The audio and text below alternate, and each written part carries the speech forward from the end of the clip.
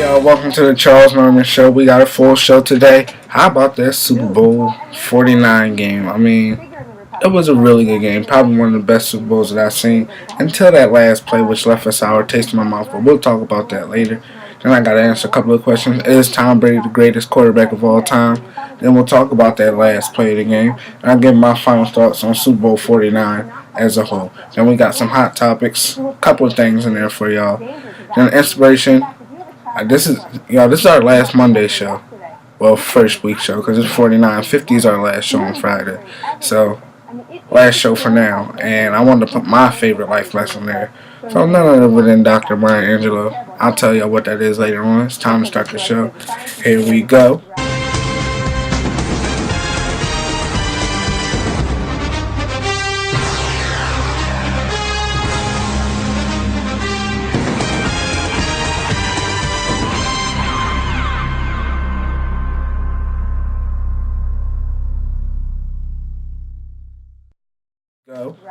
Super Bowl 49. Oh my goodness.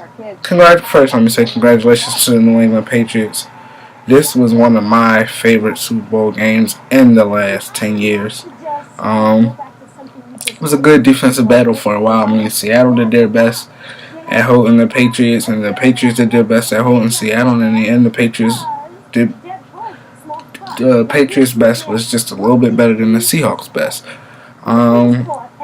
I think this Super Bowl game was, let me first say, when I found out Bill Vinovich was going to be the official of the Super Bowl, I said, oh, the Seahawks got it because they never lost with Vinovich as the head official.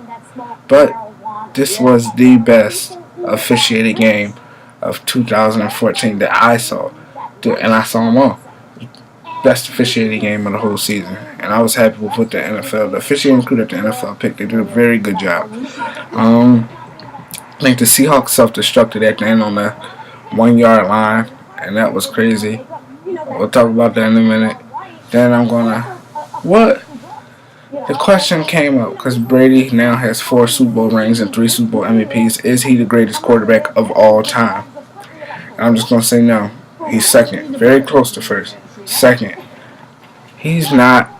I still have Joe Montana over Tom Brady. Even though earlier in the week,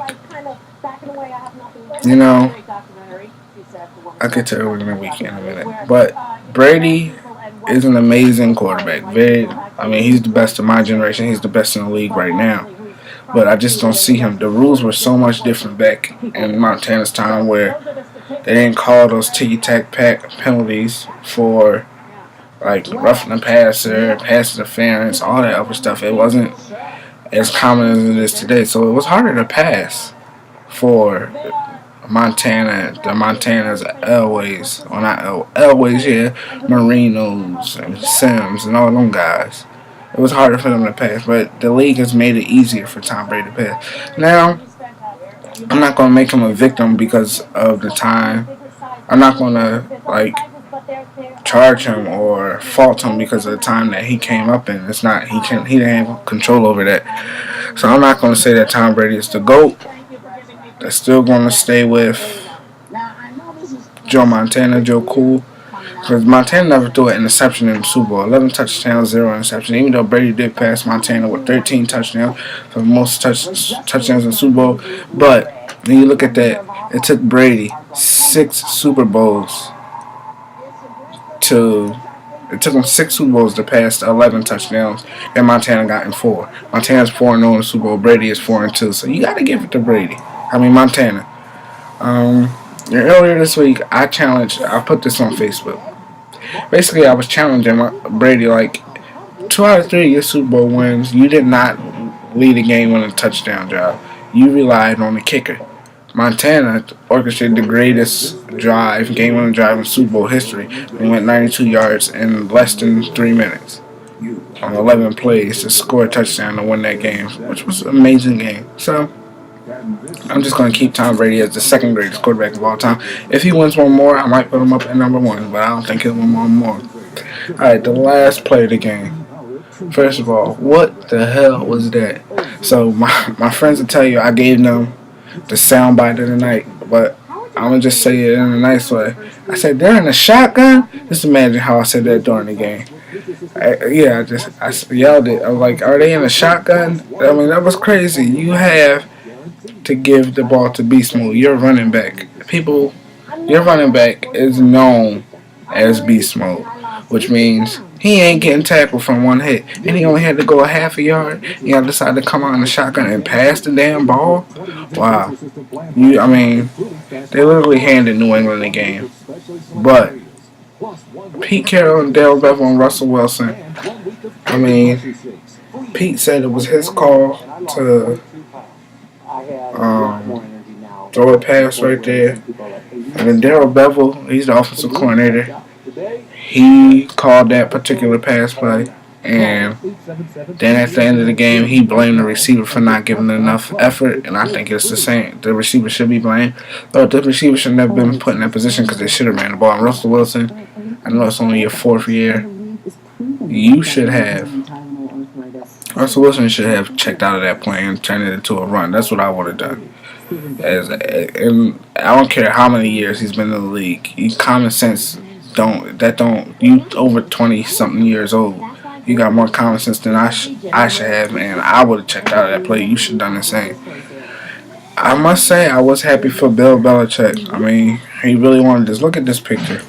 And this is where I actually just put this in the show because it's not on my card or anything. Belichick is one of the best coaches ever. And this picture with him holding his hand up like that was my favorite part of the Super Bowl because, he has a saying, Belichick saying, and his way of operating with his team is do your job. And if you get your job done, everything will be okay. Their rookie cornerback, Malcolm Butler, was prepared. Belichick prepared them for the last play that Seattle ran. He prepared them multiple times that week because they like to run that. I don't see them run that on the 1 yard line before, but he knew they liked to run that. And Malcolm Butler actually messed up on that play in the beginning of the week. Well, sometime in the week, Belichick said you got to get there because it's going to come, and if you don't get there, they're going to score. He prepared his guy to do his job, and just him holding his hand up like that. I just couldn't imagine the things going through his mind. Like, what you preached was actually successful. It came out to be a success, and it worked. And I was really happy for Bill Belichick. Even though I don't like the Patriots, Belichick is one of the best coaches ever, and he's definitely the best coach of my generation, and maybe even the last generation, of the 90s and 2000s and 2010s. He's the best. Best of this century, I should say. I wanted Seattle to win the game, but the team that deserved it won it. Seattle lost this game on a stupid play call. And to end it off, Richard Sherman showed how great of a person he is. And he actually was a really good sport. And he went and congratulated Tom Brady, and I thought that was amazing. All right.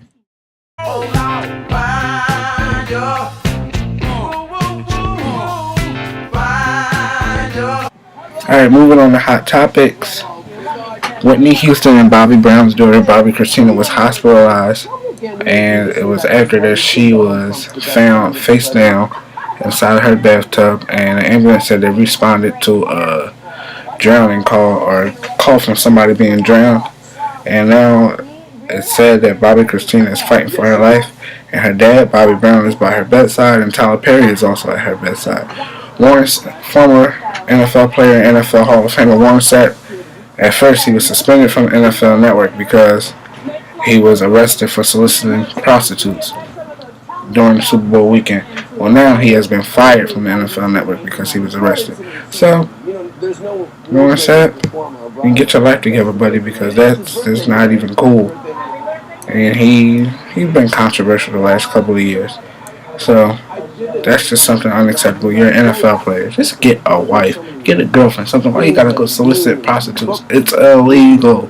How stupid could you be? Now you don't have a job. Come on, Warren. I like Warren on NFL Network, NFL Game Day morning. And at night, he was a good guy from the NFL Network, but now he want to do something like that. Alright, so the Groundhog saw a shadow yesterday. You know what that means? We have 6 more weeks of winter, which is crazy. I mean, So if the groundhog doesn't see a shadow, winter going to end early. So it was going to be spring, and then what? The It won't snow no more. It won't be cold no more. I don't get that. I just think that whole thing is just stupid. And how the groundhog not gonna see a shadow when y'all got lights flashing on him? He gonna see it, and he can't tell us that he see a shadow. He can't even tell. That's stupid. I don't know who made that up, but it's just stupid to me. All right, Cleveland Browns quarterback Johnny Manziel entered rehab yesterday, and it is hinted that it's probably rehab for alcohol. People I just want to make this point, people call Skip Bayless rude and an idiot and other bad things because he said that Johnny Manziel had a problem and he was an alcoholic, which he is, and now it's coming out that he entered rehab by himself. So the team didn't make him do it. He's actually wanting to get help for himself, which is a good thing. And I think people owe Skip Bayless an apology because he didn't deserve the backlash he got for telling the truth, and that's all he did was tell the truth. Then the halftime show was the most Super Bowl halftime show was the most watched Super Bowl halftime show of all time with 118.5 million viewers. Katy Perry did okay. I like how she incorporated the animals and when she wrote out on that, I guess, lion. That was cool, singing one of my favorite Katy Perry songs. I don't even know that many songs, so I guess there's only one that can count, which is Roar. It was about bullying and overcoming bullying, which is cool. And then Lenny Kravitz came out and he did his little guitar thing with her. But the big surprise, and the thing that got everybody, was Missy Elliott. When Missy Elliott came out and she rocked that stage and she made the whole halftime show 10 times better than it was, that made me happy because I ain't seen Missy in a while. I'm glad she's okay because she was sick. Alright, moving on to inspiration.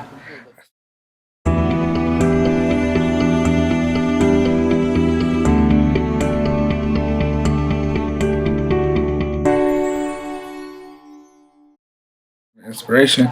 I saved the best for last. Dr. Maya Angelou said, when people show you who they are, believe them the first time. It's my favorite life lesson ever.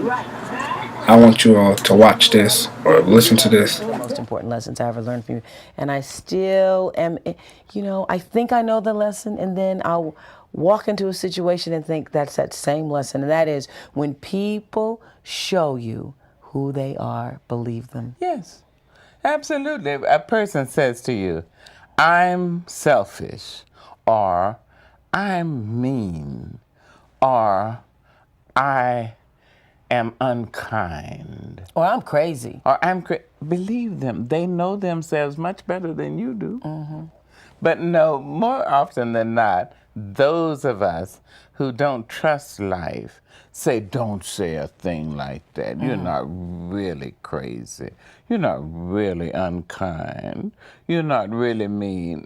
And as soon as you say that, the person lets you know and shows you, I told you. Mm-hmm. I told you I was unkind. So now why are you angry?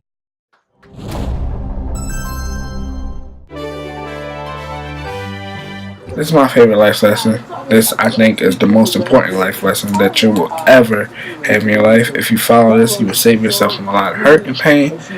This lesson, I guarantee, will show up in your life more than any other lesson. Like, it could happen and you find out when somebody reveals themselves to you, and it take a while for you to remember it, and you say, oh, when people show you who they are, believe me, they showed you a long time ago. Like she said, man, I'm telling you, this lesson, it's going to pop up a million times. It's like the most repeated lesson of them all. And guess what? We're going to finish this one on Friday on the last show because I actually want to go more into depth in a better way with this episode. With this inspiration because it's my favorite. Save it for last. The weekly assignment is the same thing as she said when people show you who they are. Believe me the first time. That's our show for today, everybody. Thank you for watching. We got one more to go for now. And I'm going to reveal to y'all the plans for the show for next, not next year, but in April. And I may be back before April. We'll talk about that on Friday. See you later, everybody.